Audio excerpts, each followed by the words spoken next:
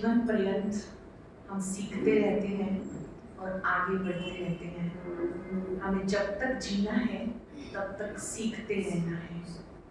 जो लोग सीखते रहते हैं वो कभी बुजुर्ग नहीं होते। जो लोग सीखते रहते हैं वो हमेशा उन्नति का अनुभव करते हैं। और किसी भी सभा में हम जब जाते हैं तो हमें बहुत एकाग्र होकर सुनना होता है। कोई आए या जाए, हम कोशिश करें कि आज हम पूरी एकाग्रता के साथ सुनेंगे, नेत्रों को भी एकाग्र रखेंगे और जो कुछ सुनेंगे उसे अपने दिल में स्थान देंगे। न केवल सुनना है लेकिन उसको अपने जीवन में उतारना है।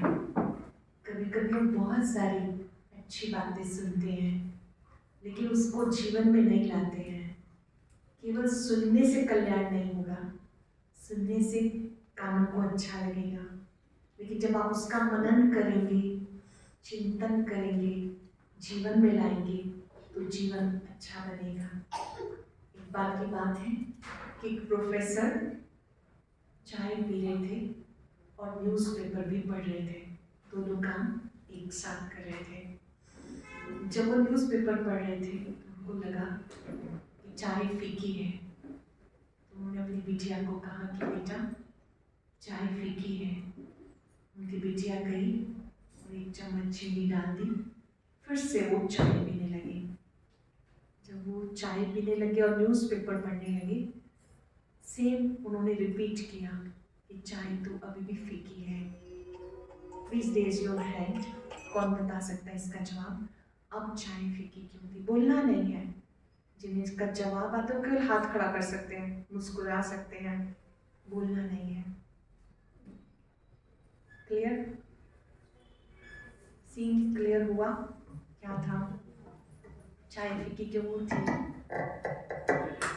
हाँ जी, यस प्लीज। उसका ध्यान तो सब काल में ही था। बात करें। हाँ जी, और बताएंगे कोई? देखिए वो चाय पी रहे हैं, न्यूज़पेपर भी पढ़ रहे हैं। उन्होंने अपनी बिटिया को बोला कि चाय फीकी है, तो उनकी बिटिया गई और फटाफट चीनी लेके आई और डाल दी। फिर से वो न्यूज़पेपर पढ़ने लगे, बट सेम थिंग उन्होंने रिपीट की कि चाय तो अभी भी फीकी है। चाय अब फीकी क्यों थी? न्यूज़पेपर पे ध्यान था जी। और बताएंगे? सोचिए।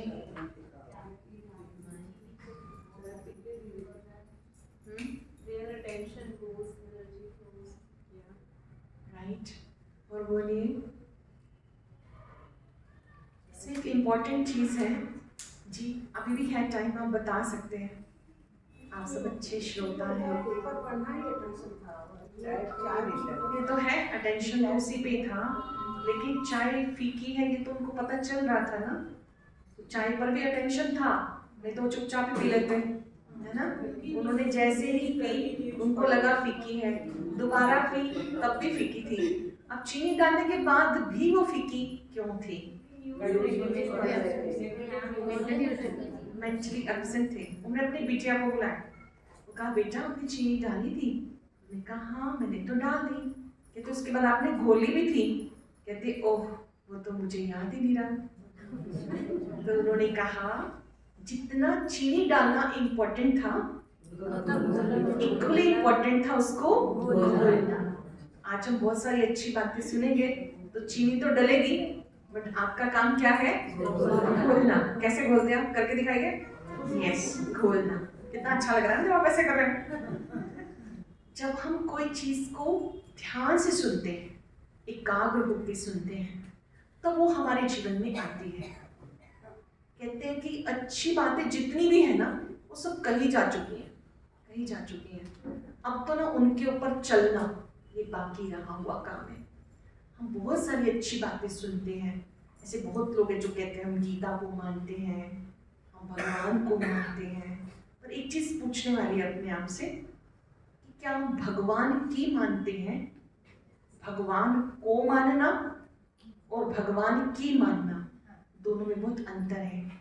गीता को मानना और गीता में जो लिखा हुआ है उसको फॉलो करना दोनों अलग चीजें हैं।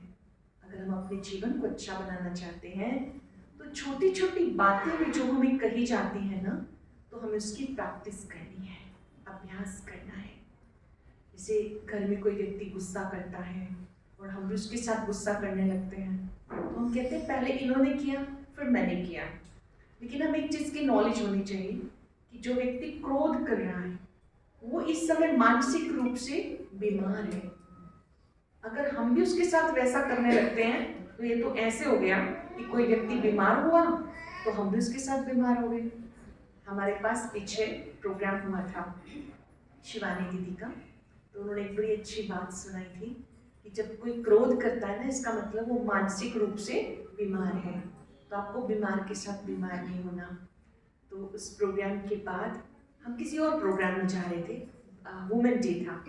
तो उस प्रोग्राम में जो भाई हमें लेके जा रहे थे, तो उन्होंने कहा कि दीदी प्रोग्राम ये हुआ था मार्च में और शिवानी दीदी आए थे फरवरी में, तो लगभग उनको 1 मास होने को था कि वो पानीपत में आए थे।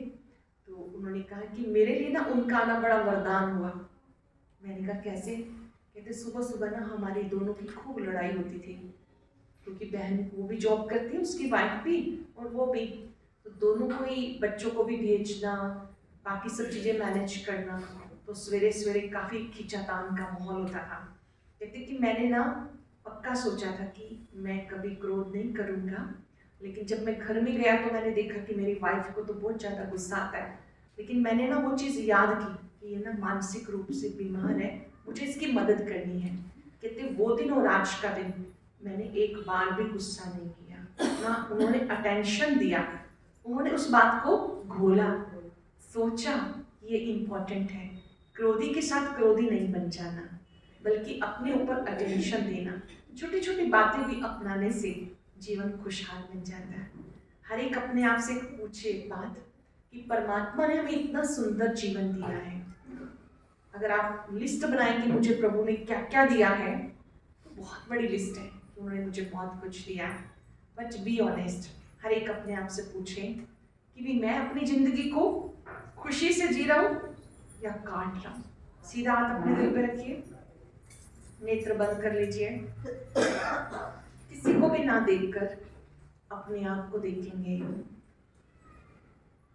सबके बीच में होते हुए बिल्कुल अकेले हो जाएं, बहुत सच्चाई से खुद से पूछेंगे, मुझे परमात्मा ने इतना सुंदर जीवन दिया, सुंदर परिवार दिया,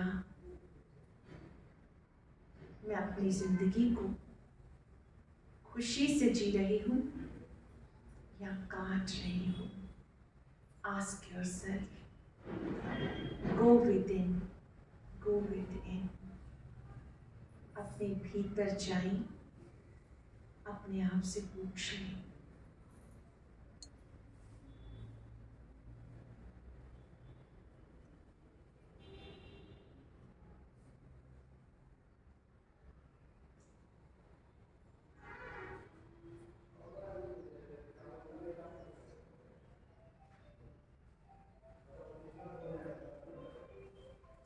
ओके, ओपन योर आइज। क्या जवाब आया? हम अपनी जिंदगी को खुशी से जी रहे हैं या काट रहे हैं? कितने लोग कहते हैं कि हम खुशी से जी रहे हैं? मैं बहुत खुश हूँ उन लोगों से जिन्होंने हाथ नीचे रखा, क्योंकि वो सच बोल रहे हैं। सच बोलना भी एक बहुत अच्छा गुण होता है। अगर हमें कभी ऐसा लग रहा है ना कि हम अपनी जिंदगी को काट रहे हैं, इसका मतलब कुछ बदलाव लाने की जरूरत है, कुछ सकारात्मक चेंज की जरूरत है। पॉजिटिव चेंज अपने में लाएंगे तो हमारा जीवन खुशहाल बन जाएगा। और बहनों के हाथ में तो बहुत कुछ होता है। जो बहनें हैं, पूरा समाज, पूरा राष्ट्र बदल सकती हैं, इतनी उनमें शक्ति है। क्योंकि एक नारी अगर वो सशक्त नारी है तो वो समाज के लिए, परिवार के लिए वरदान है। आप जब परिवार के अंदर हैं तो परिवार को समझना, चलाना, उनके साथ मिलके चलना, एक समय में आप कितने काम करते हैं। जो परमात्मा की सबसे अच्छी कृति मानी जाती है वो नारी को कहा जाता है कि वो वंडरफुल क्रिएशन है गॉड की। परिवार किसे कहते हैं? जहाँ आपस में प्यार हो, उसे परिवार कहते हैं। जहाँ अंडरस्टैंडिंग हो उसे परिवार कहते हैं। जहाँ एक दूसरे की केयर की जाए उसे परिवार कहते हैं। जहाँ व्यक्ति सुरक्षा का अनुभव करता है उसे परिवार कहते हैं। पहले परिवारों का माहौल कितना अच्छा होता था। जब बच्चे घर से बाहर होते थे ना, उनको एक खींच होती थी, माई होम, स्वीट होम, घर की तरफ जाने को मन करता था। आजकल सब कुछ चेंज नजर आता है। अभी कहीं आप देखेंगे घर खाली मिलते हैं, आपको भीड़ कहीं और मिलेगी, क्लब्स में मिलेगी, होटल्स में मिलेगी, पार्क में मिलेगी। लेकिन घर में देखो तो ज़्यादातर इतना नहीं होता जितना पहले होता था। हाउस और होम दोनों में फर्क होता है। House means any house, home means my home, sweet home. तो परिवार का अच्छा वातावरण बनाने में नारी की बहुत बड़ी भूमिका है। हर एक ये सोचे कि इसके लिए मैं जिम्मेवार हूँ, मुझे इस परिवार को सुखद परिवार बनाना है। जहाँ भी परमात्मा ने हमें ड्यूटी दी है ना, तो हमें बहुत परफेक्टली अदा करनी है।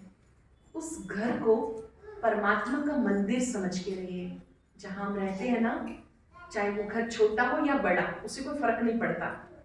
मंदिर कई बार छोटा सा होता है बट मूर्ति बड़ी अट्रैक्टिव होती है, तो लाइनें लगी रहती हैं वहाँ पे ना। और कहीं कहीं बहुत बड़ा मंदिर होता है पर मूर्ति इतनी अच्छी नहीं होती। आप सब अपने अपने घर की मूर्तियां हैं। आपको जो व्यवहार है वो सबके प्रति बहुत अच्छा रखना है, ताकि हर एक आने वाला महसूस करे कि यहाँ का वातावरण कितना अच्छा है। कोई तो बहुत थोड़े में भी बहुत खुश रहते हैं और कईयों के पास इतना कुछ होते भी वो असंतुष्ट रहते हैं। कई बहुत कंप्लेन करते रहते हैं, मेरे पास ये नहीं, ये नहीं। एक बड़ी प्रसिद्ध बात बताते कि एक व्यक्ति सत्संग में जा रहा था, सोचता है सत्संग में जाऊं, तो वो ना अपनी शूज ढूंढता है, नहीं मिलते उसको, बोलने लगता है, बड़बड़ाने लगता है, मेरे शूज पता नहीं कहाँ रहते हैं। सोचता है चप्पल पहन के जाऊंगा और जाऊंगा जरूर। चप्पल देखता है तो चप्पल भी नहीं मिलती है उसको, एक मिलती है दूसरी नहीं। सोचता है जुराबे पहन के ही चला जाऊंगा, नहीं मिलती, लेकिन पक्का था उसका संकल्प, मुझे जाना है। जब वो चल रहा होता है तो देखता है कि व्यक्ति सामने से मुस्कुरा रहा है। जब उसके समीप जाता है तो व्हील चेयर पे होता है वो व्यक्ति, और उसके नजदीक जाता है तो वो देखता है कि बहुत चेयरफुल है, तो बहुत प्रसन्न है। उसके मन में आता है कि इसकी हैप्पीनेस का राज पूछना चाहिए। तो मैं तो ये सोच रहा था कि मुझे शूज नहीं मिल रहे, मैं इसलिए परेशान हूँ, चप्पल नहीं मिल रही इसलिए परेशान हूँ, और इस बेचारे की तो टांग भी नहीं है और फिर भी ये बहुत खुश है। तो जब उससे मिलता है तो वो कहता है कि मैं इस संसार में बहुत खुश नसीब हूँ। मैंने कहा आप कैसे खुश नसीब हो जब आपकी टांग ही नहीं है? तो उसने कहा चलो एक नहीं है, दूसरी तो है, दोनों हाथ तो सुरक्षित हैं, दोनों नेत्र सुरक्षित हैं, मेरा बाकी सारा शरीर बिल्कुल ठीक है, केवल एक ही टांग नहीं है ना। मेरी पत्नी बहुत अच्छी है, बहुत मेरी मददगार है। हमारा जो परिवार है सब हम एक ही कमरे में रहते हैं और उसी कमरे में ही हमारा किचन है, उसी कमरे में ही हमारा ड्राइंग रूम है, हमारे गेस्ट भी उसी में आते हैं। हमारा बहुत छोटा सा फूलों का व्यापार है। हम लोग संध्या काल में एक साथ बैठते हैं, मिलके भोजन करते हैं। मेरा परिवार खुशहाल परिवार है। अब आप देखिए उस व्यक्ति की ट्यूबलाइट जगी अंदर से कि मैं तो छोटी सी चीज के लिए कितनी कंप्लेन कर रहा था, और इस व्यक्ति की टांग नहीं है फिर भी ये बहुत खुश है। जो जो अच्छा है उसकी लिस्ट उसके पास है। हम लोग इस चीज को कभी महसूस नहीं करते कि मेरे पास क्या क्या अच्छा है जो संसार के करोड़ों लोगों के पास नहीं है। जब कोई चीज हमसे चली जाती है तब हमें उसका महत्व समझ में आता है। होना चाहिए कि जीते जी हम उसको महत्व दें, अपने संबंधों को भी जीते जी हम महत्व दें। हम जीते जी इम्पोर्टेंस नहीं देते हैं। जब कोई चला जाता है तब पता नहीं क्या क्या करते हैं उनके लिए।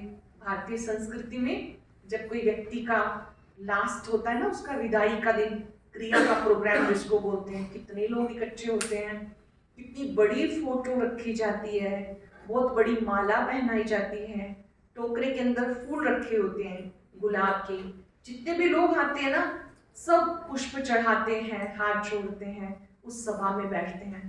हम वहाँ पर हमेशा ऐसे प्रोग्राम्स में जाते रहते हैं सेवा, तो मैं वहाँ जाके इस चीज़ को फील करती हूँ कि जब ये व्यक्ति जिंदा था जिसको आज हम पुष्प चढ़ा रहे हैं, शायद इसको किसी एक ने भी नहीं कहा कि आप बहुत अच्छे हो, आपने बहुत कुछ किया, उनका कभी धन्यवाद किया हो। जाने के बाद आप कितना ही करेंगे उसको तो पता ही नहीं ना। काश जीते जी हम एक दूसरे को शुभ भावनाओं का फूल देते, जीते जी हम एक दूसरे को कह दें कि आप हमारे लिए बहुत इम्पोर्टेंट हैं, आपका जीवन हमारे लिए वरदान है। अगर हम जीते जी अच्छा महत्व देंगे तो हमारा वर्तमान में जीवन बहुत अच्छा बन जाएगा। कभी बैठ के लिस्ट बनाइए, मुझे प्रभु ने क्या क्या दिया है। जैसे आप लिखेंगे ना, आपका दिल ओहो भाव से भर जाएगा कि प्रभु मुझे आपने सब कुछ दिया, सब कुछ दिया। इसलिए दिल कहता है आपका शुक्रिया, शुक्रिया, शुक्रिया। कौन कौन कहते हैं प्रभु तेरा शुक्रिया? जो करते हैं बहुत अच्छा, जो नहीं करते आज से शुरू करेंगे। कोई काम हो गया तो भी शुक्रिया, अगर नहीं हुआ तो भी शुक्रिया। जो लोग शुक्रिया करते हैं उनके शिकवे समाप्त हो जाते हैं। जो लोग शुक्रिया करते हैं उनकी सब कंप्लेन खत्म हो जाती है। इतनी बड़ी ताकत है ये आर्ट ऑफ ग्रेटिट्यूड। तो आपके मन के अंदर एक शक्ति रहती है कि वो परमात्मा मेरे साथ है। वैसे भी वुमन शब्द का जो मीनिंग है, अगर आप इसके शब्द लिखते हैं तो ये बनता है WOMA। हम याद रखेंगे कि मुझे विल पावर को बना के रखना है, अपनी विल पावर को स्ट्रॉन्ग रखना है। और वो तब हो सकती है जब आपका अपनी थिंकिंग पर पूरा कंट्रोल हो, कि आपको व्यर्थ नहीं सोचना, नेगेटिव नहीं सोचना, आपको पॉजिटिव सोचना है। हर परिस्थिति में पॉजिटिव सोचना है। इतना सब आप अच्छा सोच सकते हैं ना किसी परिस्थिति में, तो आपकी लाइफ की बहुत बड़ी सक्सेस है। इतना सा भी अच्छा ढूंढ लेना। कहते हैं मौज लो हर रोज लो, ना मिले तो खोज लो। आप इतना सा भी अच्छा सोचते हैं तो ये आपके जीवन की सफलता है, जिससे आपकी विल पावर बनी रह सकती है। कभी किसी भी कीमत पर अपनी मानसिक स्थिति को खराब नहीं करना। बहुत सारी चीजें जीवन में आएंगी और चली जाएंगी, बट आपकी मानसिक स्टेज को लेकर के ना जाए, इस चीज को आपने ध्यान रखना है। एक बड़ी प्रसिद्ध कहानी है कि एक बार एक हीरे के व्यापारी होते हैं, उनका बहुत अच्छा बिजनेस था, इक्वली उनका स्पिरिचुअलिटी में भी इंटरेस्ट था। तो एक बार वो मीटिंग में बैठे हुए थे, अचानक उनका सेक्रेटरी आता है और आके कहते हैं सर आज कुछ हीरे खो गए हैं। तो ये जो बिजनेसमैन थे, इन्होंने नेत्र बंद किए और कहा इट्स वंडरफुल, इट्स वंडरफुल, बड़ी अद्भुत बात है। फिर वो अपनी मीटिंग में बिजी हो गए। 1 घंटे के बाद वो सेक्रेटरी दोबारा आता है, आके कहते सर जो हीरे खो गए थे वो मिल गए। जैसे उन्होंने बात सुनी, उन्होंने दोबारा से आंखें बंद की और कहा इट्स वंडरफुल, इंडीड वंडरफुल। तो बहुत हैरान होता वो सेक्रेटरी, कहते कि जब पहले कहा खो गए तब भी इन्होंने यही कहा, और जब कहा मिल गए तब भी इन्होंने कहा बड़ी वंडरफुल बात है। अब दोनों स्थितियों में ऐसा क्यों कहा, बता सकते हैं? पहले कहा खो गए, फिर कहा मिल गए। उन्होंने कहा दोनों में ही कि बड़ी अद्भुत बात है। बहुत ही सुंदर जवाब था उनका, जो हमारे लिए बहुत अच्छा है, जिसको हम प्रयोग करेंगे।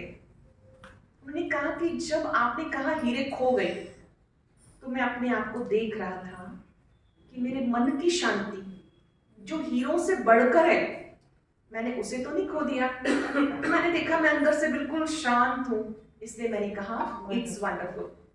सेकंड टाइम जब आपने कहा मिल गए हैं, तो मैं ये सोच रहा था कि अब मैं इतना खुश तो नहीं हो गया हूँ कि मैं अपने को संभाल ना पाऊँ। कभी कभी खुशी में भी कुछ लोग पागल हो जाते, अपने को संभाल नहीं पाते, बैलेंस नहीं बना पाते। तो मैंने देखा कि मैं इसमें स्टेबल हूँ। तो दोनों ही स्थितियों में उन्होंने एक चीज को संभाल के रखा, वो थी उनकी इंटरनल स्टेज। बहुत सारी चीजें हैं जिन्हें आप दोबारा ला सकते हैं। लाइक घर में कोई चीज आपकी कीमती है और वो टूट गई, आप दोबारा ला सकते हैं। पर किसी का दिल टूट गया, आप दोबारा नहीं ला सकते। बहुत सारी चीजें जिन्हें आप भर सकते हैं, भरपाई हो सकती है, लेकिन इन चीजों का नहीं हो सकता। तो अपनी विल पावर को हमेशा स्ट्रॉन्ग रखिए। जैसी भी परिस्थितियां हैं आप उन्हें ठीक करने में सक्षम हैं। विशेष नारी, नारी के अंदर अपार शक्ति होती है। जितनी भी नदियों के नाम हैं सब बहनों के नाम पर हैं, जैसे गंगा, यमुना, सरस्वती, कावेरी, नर्मदा, है ना, आपके नाम पर है। और कितना ही पुरुष शक्तिशाली क्यों ना हो, जब उसको शक्ति की जरूरत होती है तो वो कहाँ जाता है? माँ दुर्गा के पास। विद्या की जरूरत होती है कहाँ जाता है? माँ सरस्वती के पास। तो देवियों का ही तो पूजन होता है। तो वो देवियां कोई और नहीं, आप ही हैं। केवल आपने खुद को याद दिलाना है। ऐसी विल पावर आपको अपनी स्ट्रॉन्ग रखनी है। उसके बाद नेक्स्ट आता है ओ। ओ का मतलब होता है ऑप्टिमिस्ट। आपको हमेशा आशावादी बनकर रहना है, कभी निराश ना होना। जिंदगी की सबसे बड़ी जीत होती है। कभी भी किसी से निराश नहीं होना, ना तो खुद से ना दूसरों से। कुछ लोग बहुत जल्दी निराश हो जाते हैं।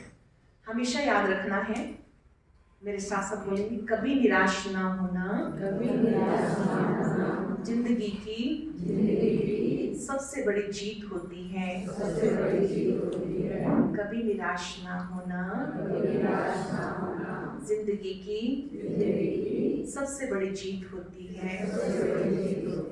हो सकता है कि हम सदा आशावादी बनकर रहें। जैसे हो सकता है परिवार में बच्चा है या कोई और, वो अपनी बुरी आदतें ना छोड़ रहे हो, आपकी बात ना मानते हो, आप अच्छी बात कहते हैं लेकिन वो ना सुनते हो, लेकिन आपको अपना काम करते रहना है। आपको अपनी शुभ भावनाएं देते रहना है। Do your duty well. आपको अपना काम अच्छे से करना है, बाकी सब भगवान पे छोड़ देना है।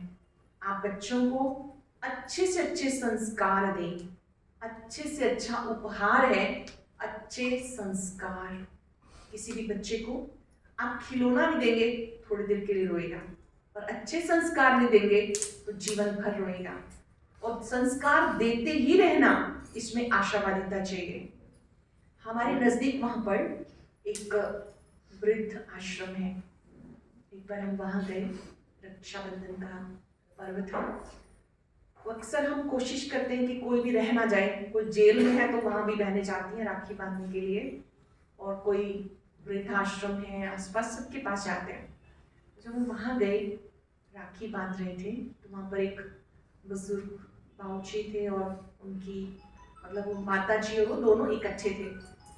जब हमने उनको राखी बांधी तो उनके नेत्रों से काफी आंसू बह रहे थे। तो मैंने उनको कहा कि मुझे लगता है बाबूजी आपको ना आज अपनी बहनों की याद आ रही होगी, अगर वो नहीं तो हम आपकी अलौकिक बहनें हैं। तो उन्होंने कहा नहीं, मैं इसलिए नहीं रो रहा कि मेरी बहनों ने मुझे राखी नहीं बांधी, पर मैं आज आपको एक संदेश देना चाहता हूँ कि आप जहाँ भी जाओ ना, वो संदेश जरूर देना। मैंने कहा ठीक है। कहते कि हम दोनों जिस जगह से आए हैं, मैं उस स्थान का नाम नहीं बताऊंगा। हम दोनों पति पत्नी बहुत ही अच्छे परिवार से हैं। हमारे 2 बेटे हैं। एक बेटा शहर का एसडीएम है और एक चीफ इंजीनियर है। दोनों बच्चे बहुत अच्छी पोस्ट पे हैं। जब वो छोटे थे, बहुत छोटे, जन्म हुआ था, तो हम उनको कहते थे कि तुम्हें इंजीनियर बनना है, तुम्हें डॉक्टर बनना है।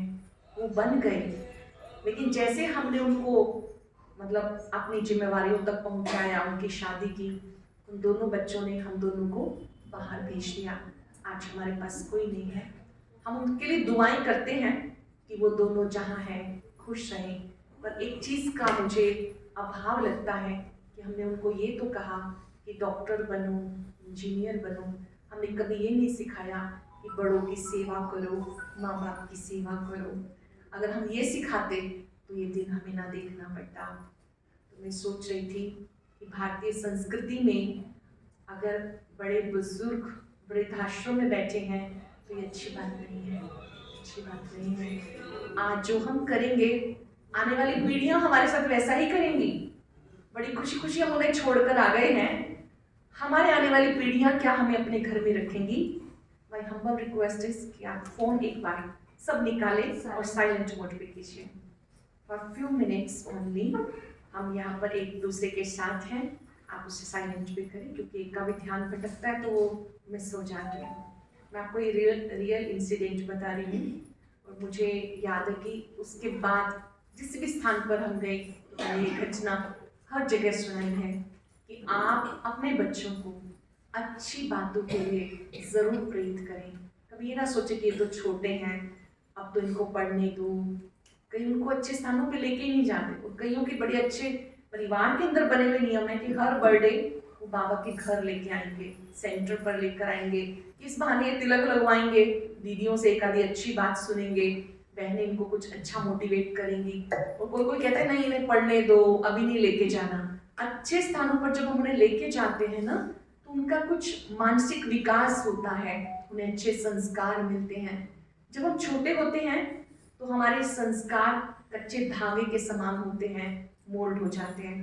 धीरे धीरे जब वो धागा एक मोटा रस्सा बन जाता है तो उसे तोड़ना मुश्किल हो जाता है। आपने भी देखा होगा कि वृद्धावस्था तक पहुंचने तक ज्ञान ध्यान सुनने का कुछ भी नहीं रहता है। अक्सर लोग यही सोचते हैं कि स्पिरिचुअलिटी मतलब वृद्धावस्था में करेंगे। ये जरूरी नहीं है कि हमारी वृद्धावस्था आएगी। पता नहीं कौन सा पल हमारा आखिरी पल होगा। कहते हैं डेथ हैज नो कैलेंडर। जो शुभ काम करना है वो अभी करना है। तो हमारी एक ड्यूटी बनती है कि हम अपने बच्चों को अच्छे संस्कार दें। अगर हमने खिलौना नहीं दिया थोड़ी देर के लिए रोएगा, अगर अच्छे संस्कार नहीं दिए तो जीवन भर वो रोता है। तो अच्छे संस्कारों का सिंचन शुरू से ही होना चाहिए। वहाँ पर बहुत सारी ऐसी माताएं हैं जिन्होंने एक सिस्टम बनाया हुआ है, अपने घर में मेडिटेशन रूम बनाया हुआ है। सेंटर जिनके नजदीक पड़ता है तो बच्चे जाते हुए सेंटर होके जाते हैं, बाबा से दृष्टि लेके जाते हैं, 1 मिनट के लिए खड़े होंगे, बाबा से आशीर्वाद लेंगे, फिर जाएंगे। जिनको सेंटर दूर पड़ता है तो अपने घर में ही जो उनका पूजा रूम है वहीं पर ही 1 मिनट के लिए बच्चे मेडिटेशन करते हैं। सुबह उठ के उनको सिखाते हैं कि गुड मॉर्निंग करनी है, रात को गुड नाइट करके सोनी है। बहुत से बच्चे परमात्मा को पत्र लिख के सोते हैं। तो ये सारी चीजें हम उनको शुरू से सिखानी है और ये शक्ति माताओं के पास होती है। कहते हैं माता घर की निर्माता होती है, अपने घर को जैसा चाहे बना सकते हैं। नो डाउट आजकल कुछ बच्चे बड़े तेज तराज भी हैं, वो नहीं मानते हैं। उनको जब हम कहते हैं तो उनको अच्छा भी नहीं लगता है, बट हमें अपना प्रयास करते रहना है, उनसे निराश नहीं होना है। हमारा कर्तव्य है कि उनको बड़े प्यार से हर बात समझाना।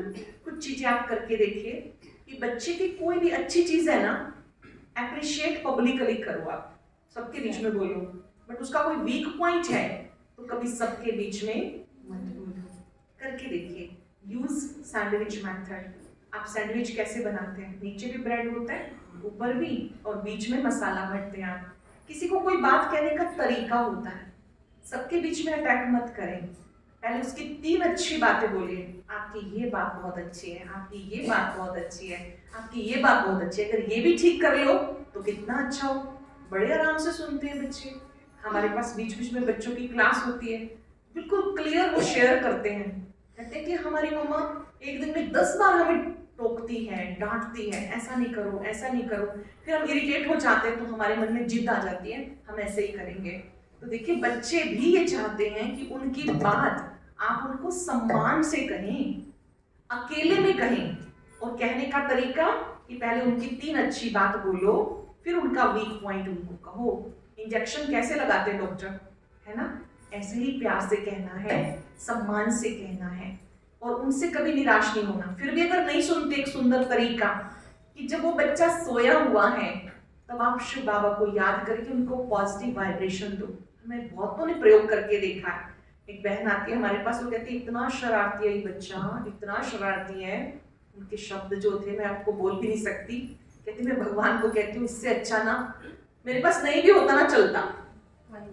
यहाँ तक बोल दिया उसने। सोच के देखिए। मैंने उसको कहा, मैंने कहा शब्द अच्छे नहीं कि आप सोचो कि नहीं होता तो आप इसके लिए मेडिटेशन करो। कहती क्या करना है मेडिटेशन में? मैंने उसको बताया क्या मेडिटेशन हट में बैठ के उसको इमर्ज करें और परमात्मा से शांति की किरणें लेकर दे कि इनका चित्त शांत हो, इसके संस्कार शीतल हो। कैन यू बिलीव, अभी 11 दिन का उसने किया नहीं था, 8वें दिन उसने मुझे बताया कि अभी उसमें ना बहुत चेंज है, बहुत चेंज है। और अभी भी वो बच्चा इतनी सेवा करता है, इतनी सेवा करता है अपनी माँ की, लेकिन उसने एक चीज की कि उसके लिए पॉजिटिव वाइब्रेशंस भेजे। हम बहुत जल्दी निराश हो जाते हैं और पब्लिकली अनाउंस करते हैं ये बहुत शरारती है, ये कहना नहीं मानता, ये बहुत जिद्दी है। उनको लगता है वे डिक्लेयर तो हो ही गए खराब, अब और करो शैतानी। ऐसा नहीं करना हमें। आप उनकी विशेषताओं का उनको अनुभव कराइए कि आपकी ये चीजें बहुत अच्छी हैं। तो बच्चों की साइकोलॉजी को पढ़ते हुए आपने उनको वो बात कहनी है, उनसे निराश नहीं होना है। नेक्स्ट लेटर कौन सा है? एम। एम से बनता है मर्सीफुल। बहनों को हमेशा रहमदिल बनना है, बेरहमी नहीं करनी। जैसे कई बार नारी को नारी से ईर्ष्या होने लगती है, कहते हैं कि नारी ही नारी की दुश्मन बन गई है आज। पहले का समय कुछ और होता था, अभी देखो कुछ और है।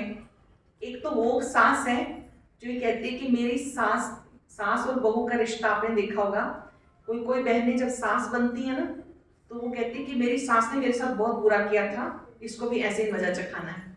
और एक वो होती है जो कहती है कि मेरे साथ जो बुरा हुआ ना मैं अपनी बहू के साथ नहीं होने दूंगी। अब देखना है कि आप कहाँ स्टैंड करते हैं। अगर हमारे साथ किसी ने बुरा किया तो हमें किसी के साथ बुरा नहीं करना, उससे पाठ सीखना है, सकारात्मक पाठ सीखना है। तो हमें मर्सीफुल बनकर रहना है, किसी से भी बदला नहीं लेना। अपने को बदलना ये एक बहुत अच्छा उपहार है। स्वयं को परिवर्तन करो, ये भी तो बदला लेना है ना। पॉजिटिव बदला लो ना, गलत बदला नहीं लेना। उसके बाद कौन सा शब्द आता है? ए से क्या बनता है? एडोरेबल, पालना करने वाली, सबकी पालना करने वाली, सबका ध्यान रखने वाली। स्पेशल कहना चाहूंगी कि जो हमारे परिवार के बड़े बुजुर्ग हैं ना, उनका आशीर्वाद लेके चलो हमेशा। कोई भी चीज अच्छी बनती है उन्हें पहले खिला के फिर खुद खाओ, इतना अच्छा लगेगा आपको।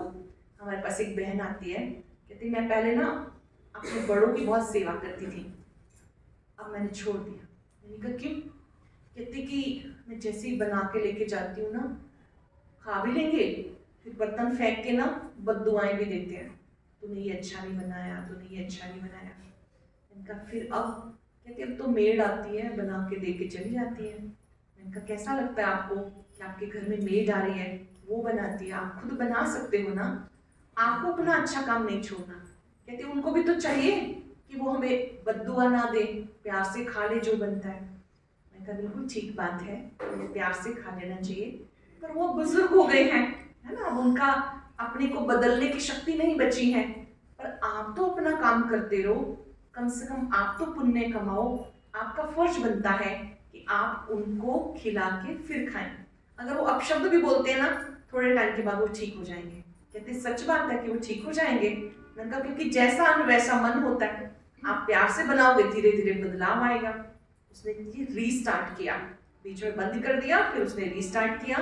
अभी वो कहती है बहुत खुश, कहती है अब मेरी सास मुझे बहुत दुआएं देती है कि तू ओम शांति आश्रम में जाके बदल गई है, पहले कुछ और थी। मतलब ये भी एक सेवा का साधन है। जहाँ बड़े बुजुर्गों का आशीर्वाद होता है ना, वहाँ बड़ी भरपूरता होती है। आजकल जो बच्चे जन्म ले रहे हैं वो बहुत शरारती और बहुत तंग करने वाले क्यों हैं पता आपको? एक सीक्रेट है, हमारी भारतीय संस्कृति में जो भी बड़े बुजुर्ग हैं वो इस समय अतृप्त, असंतुष्ट अवस्था में जा रहे हैं। उनको ठीक समय पर जो मिलना चाहिए वो सब नहीं मिल रहा।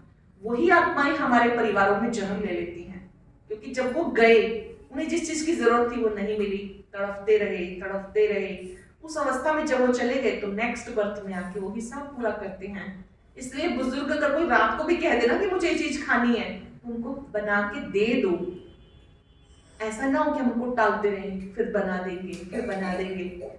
हमने ऐसे बहुत से परिवार देखे जब बहुत केयर करते हैं, उनको बहुत दुआएं मिलती रहती हैं। हमें कोशिश करनी है कि हम अच्छे से अच्छी पालना सारे परिवार को दें, अपनी भी पालना पर ध्यान दें। बहनें कई इतनी बिजी हो जाती हैं कि उनको अपने एक्सरसाइज के लिए टाइम नहीं, अपने लिए वॉकिंग के लिए टाइम नहीं। सबका ध्यान रखते रखते अपने को नहीं भूल जाना, आपको अपना भी ध्यान रखना है, क्योंकि आपका तन स्वस्थ होगा तो ही आप परिवार का ध्यान रख सकते हैं ना। अगर आपने अपना ध्यान नहीं रखा तो आप दूसरों का भी नहीं कर पाएंगे। हर रोज हमें थोड़ी देर के लिए वॉकिंग के लिए जरूर जाना है। बी ऑनेस्ट, कौन कौन जाते हैं? देखिए बहुत कम हाथ है ना। शुरू कर सकते हैं आज से, कर सकते हैं ना? थोड़ी देर से ही करो शुरू, है ना, कि मुझे 20 मिनट करनी है, 25 मिनट करनी है। हर रोज आप करेंगे ना, आपको अपने में चेंज अनुभव होगा। बहुत अच्छी बात है, हम सीखते हैं कि हमें रात को जल्दी सो जाना है, 10 मतलब बस, और सुबह जल्दी उठना है। जो 4 बजे उठते हैं वो परमात्मा के लाडले बच्चे होते हैं। जो 5 बजे उठते हैं वो योगी होते हैं। जो 6 बजे उठते हैं वो भोगी होते हैं। जो 7 बजे उठते हैं वो रोगी होते हैं। और जो 8 बजे उठते हैं उनका तो इसमें नाम ही नहीं है। टाइम पे सोएंगे तो टाइम पे उठ सकते हैं। और उठ के भी सबसे पहले हमें क्या करना है? कई उठते ही काम धाम चालू कर देते हैं। पूरा दिन है आपके पास काम करने के लिए ना। उठते ही सबसे पहले परमात्मा को याद करो, परमात्मा का शुक्रिया करो कि उन्होंने हमें जगाया और मेरा आज का ये दिन बहुत ही अच्छा है, खुशियों भरा दिन है, आनंद से भरा दिन। इसको फील करो। क्या करेंगे आप? मेरे साथ बोलेंगे, मेरा आज का दिन खुशियों भरा दिन है। सभी करेंगे, मेरा आज का दिन खुशियों भरा दिन है, मेरा आज का दिन सफलताओं भरा दिन है, मेरा आज का दिन दुआओं भरा दिन है। ऊपर करो, ऊपर करो। देखिए आप कितना अच्छा लग रहा है। सबके लिए आप दुआएं कर रहे हैं, शुभ भावनाएं कर रहे हैं। मेरा आज का दिन दुआओं भरा दिन है, मेरा आज का दिन सहयोग का दिन है, मेरा आज का दिन शक्तियों भरा दिन है। जी, जैसा आपने बोला है ना, ऐसा सुबह सुबह याद करना है। सुबह एक ही बार याद कर लीजिए तो आपकी बैटरी फुली चार्ज रहेगी। अपने दिन की शुरुआत अच्छे संकल्पों से करो। और उसके बाद जैसे आप किचन में जाते हैं तो आपने प्रसाद समझ करके बनाना है। जो भोजन बना रहे हैं प्रसाद समझ के खुशी खुशी बनाइए। जैसा अन्न होता है वैसा मन बनता है, जैसा मन वैसा ही अन्न। खुशी खुशी भोजन बनाएं और खुशी खुशी खिलाएं। एक शुद्ध भोजन की परिभाषा एक स्थान पर थी कि जिसमें खाने वाले की बजाय खिलाने वाले को ज्यादा खुशी हो रही हो। तो हम अपने आप से पूछें कि हम खुशी से बनाते हैं कि मजबूरी से बनाते हैं? भोजन जब आप सर्दियों में गर्मियों में बनाते तब कैसे बनाते हैं? खुशी से बनाते हैं। अच्छा, कौन कौन भोग लगाते हैं? भोग लगाते हैं, परमात्मा को भोग लगा के फिर भोजन करो। वो जो प्रसाद आपने बनाया उस प्रसाद को सारे प्रसाद में मिलाओ। और जब आप अपने लिए डालते हैं भोजन, पहले कुछ सेकंड के लिए उस भोजन को चार्ज करो, फील करो कि परमात्मा का दिया प्रसाद है। अगर आप अन्न के ऊपर नियंत्रण रखेंगे कि प्यार से बनाना है, प्यार से खिलाना है, तो आपका मन शक्तिशाली होगा। परिवार के अंदर जो जैसा है आप उसको वैसा ही स्वीकार करें। किसी को देख करके ये मन में ना आए कि अगर ये बदल जाए तो सारा काम ठीक हो जाए। परिवार में ना हर एक के सामने एक होता है कि ये बदल जाए सारा काम ठीक हो जाए। वो भी यही सोच रहे होते हैं कि ये बदल जाए तो सारा काम ठीक हो जाए। परमात्मा ने एक बहुत सुंदर टेक्निक बताई है कि अपने को बदल लो, सब बदल जाएंगे। हर एक को क्या सोचना है? मैंने खुद को बदलना है। जब आप स्व परिवर्तन करेंगे तो स्व परिवर्तन से बहुत खुशी मिलती है। तो मैं चाहूंगी हर एक अपने अपने घर को स्वर्ग बनाए, अपने घर का वातावरण इतना अच्छा बनाए कि घर के अंदर कोई आए तो उसको लगना चाहिए कि यहाँ तो मंदिर जैसा वातावरण है, गुरुद्वारे जैसा वातावरण है, आश्रम जैसा वातावरण है। जैसे हम आश्रम में जाते कितनी शांति मिलती है। तो हर एक अपने घर की चैतन्य मूर्ति बन के रहे। मंदिर के अंदर मूर्ति होती है, हम जैसे ही देखते हैं तो हम आशीर्वाद का अनुभव करते हैं, दुआओं का अनुभव करते हैं। तो कोई भी आपके पास आए, आपका व्यवहार उसके लिए बहुत अच्छा होना चाहिए। दूसरे का जो भी है आपने उसको देखते हुए भी डिटैच रहना है, उनके इफेक्ट से परे रहना है। अपने मन से सोच लीजिए कि मेरा नहीं, ये प्रभु का घर है, यहाँ सबके साथ प्यार से चलना है। कर सकते हैं? अभी अपने अपने घरों में सब एक तो जल्दी उठेंगे, सुबह उठ करके परमात्मा को याद करेंगे। कम से कम 3 बार परमात्मा का आह्वान अपने घर में जरूर कीजिए। अपने घर में अच्छे चित्र लगाइए, क्योंकि चित्र से भी चरित्र बनता है। जैसे चित्र आप देखेंगे पहले के समय में हम देखते हैं कि घरों के अंदर ना देवी देवताओं के चित्र होते थे, फिर समय बदला, फिल्मी एक्टर एक्ट्रेस के लगने लगे। आज फिर भी कहीं कहीं नेचर के, कहीं उगते हुए सूर्य के ये सब चित्र होते हैं। आप शिव बाबा का चित्र लगाइए, इतनी पॉजिटिविटी सबको मिलेगी कि सब जो भी देखेंगे वो उसे याद करेंगे और उन गुणों का चिंतन करेंगे तो बहुत अच्छा रहेगा। आपको सेंटर से मिल सकता है, कईयों के पास होगा भी। उठते ही सबसे पहले हमने किसका दर्शन किया, ये इम्पोर्टेंट है। सुबह उठ करके परमात्मा को याद करें और रात को जब सोएं सब कुछ बाबा को देकर ऐसा फील करें जैसे कि आप मुस्कुराते हुए सो रहे हैं। अगर आप बोझ बाबा को दे देंगे तो ही आप मुस्कुराते हुए सो सकते हैं। और याद करें कि आज के दिन में क्या क्या अच्छा रहा। अच्छा अच्छा सोचते आप सोएंगे, next day start with smile. नहीं तो आजकल एक नया कंसेप्ट शुरू हो गया है, टैट, टायर्ड ऑल द टाइम। क्योंकि मन थका हुआ है तो सब कार्य भी थके थके होते हैं। हम सबको कुछ कुछ कार्य पक्के करने हैं, अपने अपने घर को अच्छे खुशियों से भरना, प्यार से भरना, ये हमारी मोरल ड्यूटी बनती है। तो अभी हम कहाँ तक पहुंचे थे? मर्सीफुल के बाद एडोरेबल मतलब पालना, नेक्स्ट मतलब एन से है नोबल, सौम्यता हमारे अंदर हो। सौम्य भी एक अच्छा संस्कार है।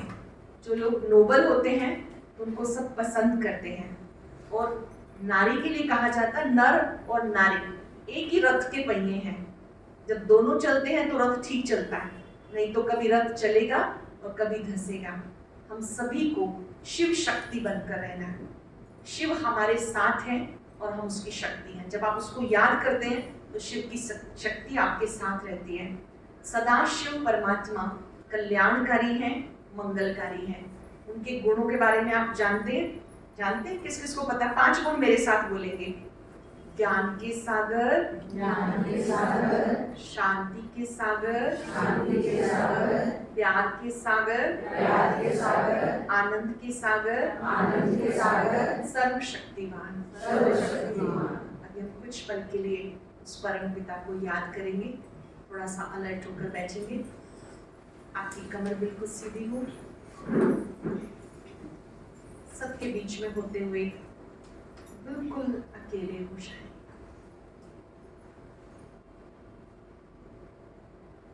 अपने आप को किसी भी एकांत स्थान पे लेके जाएं।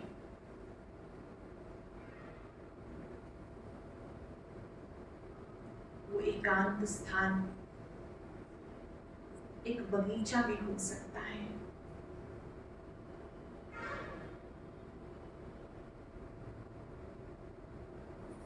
महसूस करें आप एक बहुत सुंदर बगीचे में हैं।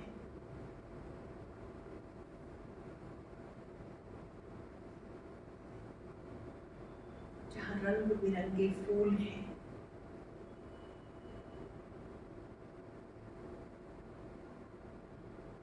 कहीं गुलाब के फूल हैं, कहीं गेंदे के फूल हैं,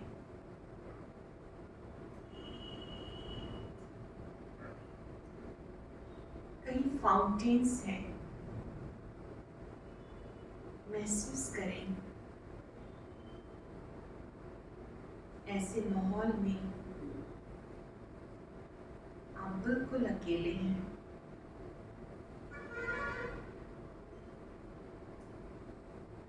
अपने आप से पूछिए आप कौन हैं?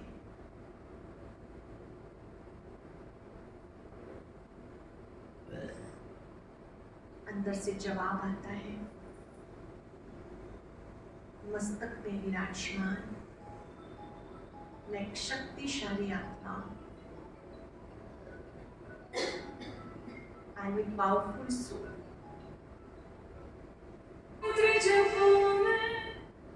अपने मस्तक से दिव्य प्रकाश फैलता हुआ अनुभव करें। धीरे धीरे अपने मन को परम पिता परमात्मा पे एकाग्र करें, जो सत्यम शिवम सुंदरम है। शांति के सागर हैं।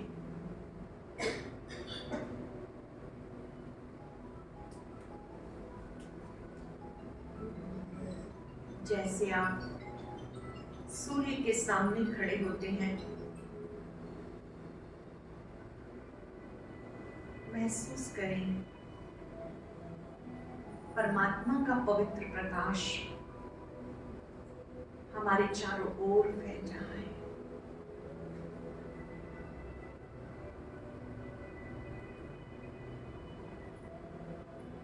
उस महाज्योति की पवित्र किरणों को अपने में आता अनुभव करें। मैं शिव शक्ति बहुत प्यार से सब बाबा को अपने घर लेके जाएंगे। सुप्रीम लाइट के आ जाने से घर का वातावरण शांति से भरपूर है। सभी अपने घर में बाबा को लेकर चलेंगे। सुप्रीम लाइट के आने से घर की नेगेटिविटी सब बदल गई।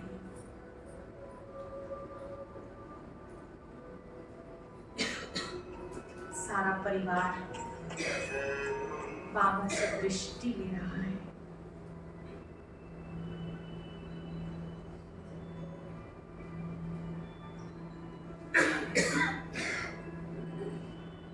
याद करें, ये प्रभु परिवार है, प्रभु का घर है।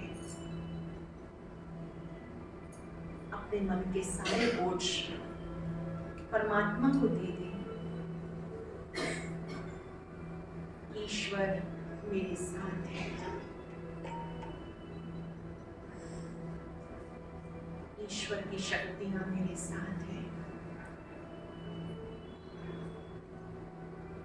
सभी सीधा हाथ आगे करें, नेत्र खोल लें। परमात्मा के प्रकाश को हाथ पे आता अनुभव करें। परमात्मा की लाइट आपके हाथ पर आ रही है। आपका हाथ वरदानी, शक्तिशाली, तप के बल से भरपूर है। इसको अपने सिर पर रखेंगे। मेरे साथ साथ बोलेंगे, मैं परम पिता परमात्मा का बच्चा हूँ। परमात्मा का वरदानी हाथ सदा मेरे सिर पर है। सर्वशक्तिवान हजार भुजाधारी भगवान मेरे साथ है। हे परम पिता, ये जीवन आपका है, परिवार आपका है, जिम्मेवारियां आपकी हैं, परेशानियां आपकी हैं। हम जो हैं, जैसे हैं, हम आपके हैं।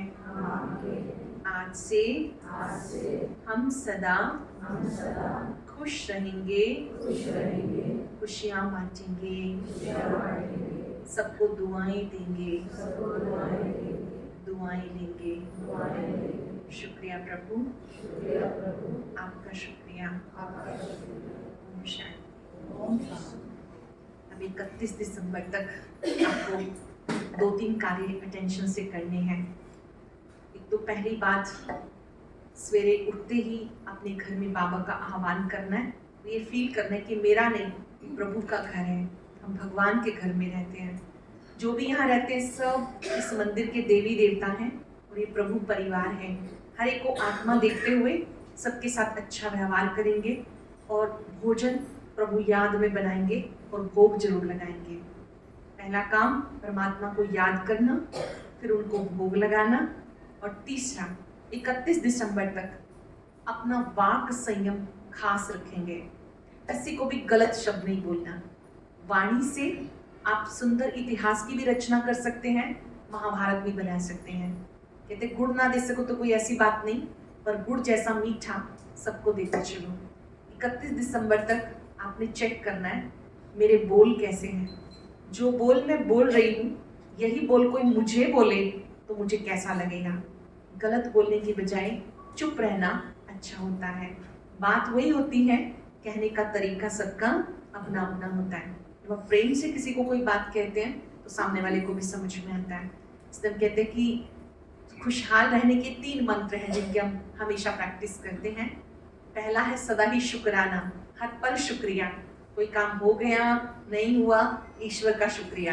कोई अभी होने में कल्याण, कोई बाद में होने में कल्याण। दूसरा मंत्र है शुक्राना के साथ सदा मुस्कुराना। किसी मौके पे सिर्फ मुस्कुराना या कोई फोटोग्राफर आ गया तब मुस्कुराना नहीं, हमेशा ही मुस्कुराना। मुस्कुरा सकते हैं, अंदर वाली स्माइल, बाहर वाली नहीं। कहते हैं स्माइल गोज माइल्स, ठीक है। सदा ही मुस्कुराना, मन से मुस्कुराना है। पर ऐसा नहीं कि किसी के यहाँ डेथ में आप जाओ तो वहाँ मुस्कुराओ, उनको बड़ा खराब लगेगा। वहां पर योग युक्त होकर के जाना, ठीक है। और तीसरा, कभी किसी का दिल नहीं दुखाना। ज्यादातर जो हम दुख दे बैठते हैं वो किससे देते हैं? बोल से, है ना। यहाँ पर एक स्लोगन है जो हम विशेष प्रयोग करते हैं, आप मेरे साथ बोलेंगे। बोल सको तो मीठा बोलो, बोल सको तो मीठा बोलो, कटु बोलना मत सीखो। कटु बोलना मत सीखो। बोल सको तो मीठा बोलो, बोल सको तो मीठा बोलो, कटु बोलना मत सीखो। कटु बोलना मत सीखो। बिछा सको तो फूल बिछाओ, बिछा सको तो फूल बिछाओ, शूल बिछाना मत सीखो। फूल बिछाना मत सीखो। जला सको तो दीप जलाओ, जला सको तो दीप जलाओ, दिल जलाना मत सीखो। दिल जलाना मत सीखो। मिटा सको तो अहम मिटाओ, मिटा सको तो रहम मिटाओ, रहम मिटाना मत सीखो। रहम मिटाना मत सीखो। मुझे पूरी उम्मीद है कि आप इन तीनों मंत्रों का प्रयोग करेंगे। हर पल शुक्राना, मुस्कुराना, कभी किसी का दिल नहीं दुखाना, और अपने को शिव शक्ति समझ करके रहेंगे। जिस परिवार में हम रहते हैं, जिस घर में रहते हैं, उसको प्रभु का समझते हुए खुश रहेंगे और दूसरों को भी खुश रखेंगे। सिर्फ मैं खुश हूँ इससे काम नहीं चलेगा, जो हमारे साथ हैं वो भी खुश होने चाहिए। और उसके लिए भगवान की जो महावाक्य हैं वो बहुत मदद करते हैं। रोज की मुरली सुनने से आपको बहुत फायदा होगा। हो सकता है कोई सुनते भी हो, कोई नहीं सुन पाते होंगे। कोशिश करें क्लास में ही जाकर के मुरली सुने, नहीं सुन पाए तो ऑनलाइन सुने, और अपनी दिनचर्या की शुरुआत भगवान की मुरली से करें। वो भगवान की मुरली बहुत ही टेस्टी फूड है। जब आप वो प्राप्त कर लेते हैं तो आपका मन कहीं उलझता नहीं, सब प्रश्नों से मुक्त हो जाते हैं। जो रेगुलर जाते हैं बहुत अच्छी बात है, नहीं जा पाते तो आप अब शुरू कर सकते हैं या स्वयं स्वाध्याय भी कर सकते हैं। कोशिश करें कि अपने मन को बहुत शक्तिशाली बनाएं। आप खुश रहें, दूसरों को भी खुश रखें, और आपका जीवन परमात्म छत्र छाया में सदा सदा आनंदित रहे। ओम शांति।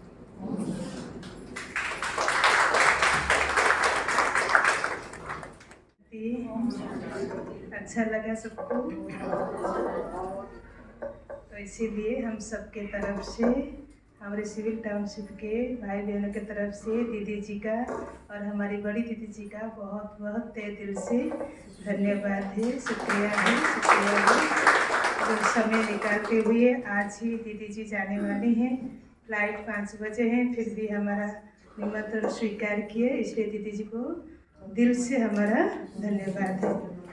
और अभी हम सभी चाहेंगे, जैसे कोई भी बाहर से आते हैं, आज इतना सालों का उनका पुरुषार्थ और हम सबके लिए उनका दृष्टि ही सब कुछ है, तो हम सभी चाहेंगे साइलेंस में दीदी जी के पास आएंगे, दृष्टि से और वरदानों से अपना झोली भरते हुए साइलेंस में टोली लेके अपने अपने घर में प्रस्थान करेंगे। और एक बात है, जैसे हम कहते हैं बहुत अच्छा लगा, और ये ज्ञान तो ऐसा है, परमात्मा ज्ञान जो हम सबके जीवन में ऐसे लहर लेके आती है और उसको हमको लाइफ में भी उतारना चाहिए। तो हम सभी चाहते हैं कि अगर आप सभी कल से थोड़ा सा अपना कीमती समय निकाल के हमारे नज़दीक सेंटर पर आएंगे और इसका डिटेल्स आप सबको जो पता चलेगा तो सोचिए कितना अच्छा नहीं लगेगा, ठीक है। तो हमारी दीदी जी 5 दिन से, जैसे कहते हैं कार्तिक महीना का 5 दिन जो होता है ना, तो बगुले भी मछली नहीं खाती, तो उसी तरह ये 5 दिन से हमारे राउरकेला में जो अभी हलचल मची है 11 से 15, तो हम सभी देख रहे हैं। तो उसका कीमत है कि भगवान को हम अपना समय, उनको हम क्या दे सकते हैं। अभी दीदी जी इतना दूर से आके इतना सेवा करके जा रहे, उनको भी हम क्या दे सकते हैं। लेकिन हम सबकी दुआएं, हमारा प्यार, भगवान का प्यार, परमात्मा का शक्ति, दुआएं उनको इतना मिले और ऐसे वो सेवा करे जे सभी तरफ परमात्मा का परिचय सबको जन जन के पास पहुँचे। ये हम सबके तरफ से दीदी जी को बहुत बहुत दिल से थैंक्स है। आज का नारी सशक्त, सशक्त माना शक्ति। अब शक्ति की आवश्यकता क्यों पड़ी? शक्ति की आवश्यकता इसलिए पड़ी क्योंकि नारी कमज़ोर हो गई। अब कमज़ोर होने का भी जो कारण रहा है कि नारी को कमज़ोर कहा गया है, कमज़ोर किया गया है, ऐसी सिचुएशन क्रिएट कर दी गई जिससे नारी कमज़ोर हो गई। ऐसा कहा जाता है कि नारी कभी हारती नहीं है, लेकिन उसे हराया जाता है। कमज़ोर कह कह के उसे कमज़ोर बनाया जाता है। कबीरदास जी ने कहा है कि खुद ही को कर बुलंद इतना कि खुदा बंदे से पूछे बता तेरी रजा क्या है। अब खुद ही कौन है? वो हम खुद ही हैं। वी आर सोल्स, हम आत्मा। हमें खुद को बुलंद करना है। आज नारी कमज़ोर क्यों? ठीक है, हमें अपने अधिकारों से वंचित रखा गया था, लेकिन अब नारी को सभी प्रकार के अधिकार दिए गए।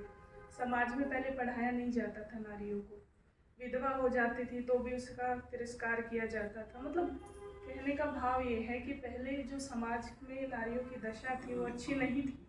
धीरे धीरे उसे सब अधिकार प्राप्त हुए, लेकिन कहीं ना कहीं वो अपने कर्तव्यों से वंचित हो गई है। ठीक है, नारी के अंदर नर कहा जाता है। नर जैसे कपड़े पहनने हमने शुरू कर दिए, पढ़ाई हम ऐसी पढ़ने लग गए, लेकिन अब हम क्या करते हैं कंपैरिजन कि हम अगर घर की सफाई करते हैं ना तो भाइयों को भी करनी पड़ेगी। भाई माना जो उनके युगल हैं, और अगर हम मतलब जॉब कर रहे हैं, वो जॉब कर रहे हैं तो हम भी करेंगे।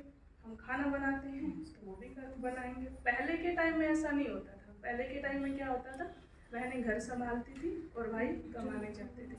एक बैलेंस था जीवन का। अलग अलग पहिए हैं, अलग अलग रोल हैं। ऐसे ही हमारे जीवन में हमारा जो रोल है वो बहुत अहम है। हमें खुद को मजबूत बनाना है। मजबूत बनाने के लिए हमें खुद को खुदा से जोड़ना पड़ेगा। नारियों के लिए कहा जाता है शिव शक्ति। शक्ति तो तभी बनेंगे ना जब शिव से कनेक्ट हो जाएंगे। शिव से कनेक्ट होने के लिए हमें क्या करना है? मेडिटेशन करना है, उसे याद करना है। तभी हमारा जो ओरा है, जो प्योरिटी हमारी गायब हो चुकी है, जो हम महसूस करते हैं, हमें कहा जाता है ना बाहर लेट नाइट नहीं जाना, भाइयों से बच के रहना है, डर के रहना है। क्यों? क्योंकि मैं कमज़ोर हूँ। मुझे खुद को मजबूत बनाना ही पड़ेगा। खुद को जब मैं मजबूत बनाऊंगी तो सामने से कोई गलत दृष्टि वृत्ति से मुझे नहीं देख सकता। इसके ऊपर चर्चा तो और भी बहुत है, लेकिन समय की एक सीमा है। तो परमात्मा से हमें कनेक्ट होकर के हमें शिव शक्ति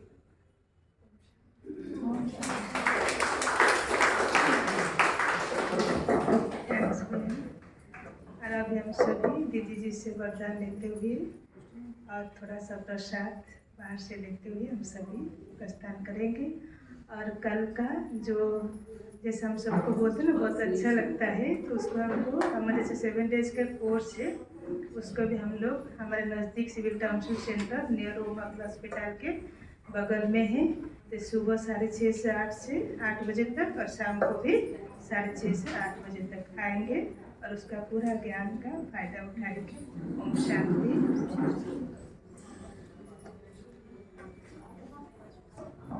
और एक एक छोटे से भेंट दीदी के लिए हमारी माताएं लेकर आए हैं, तो लेना चाहते हैं। आए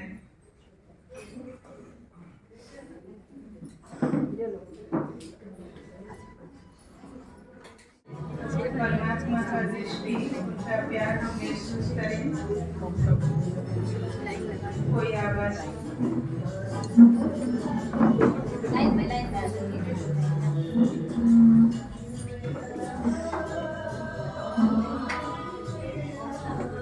सभी लाइन में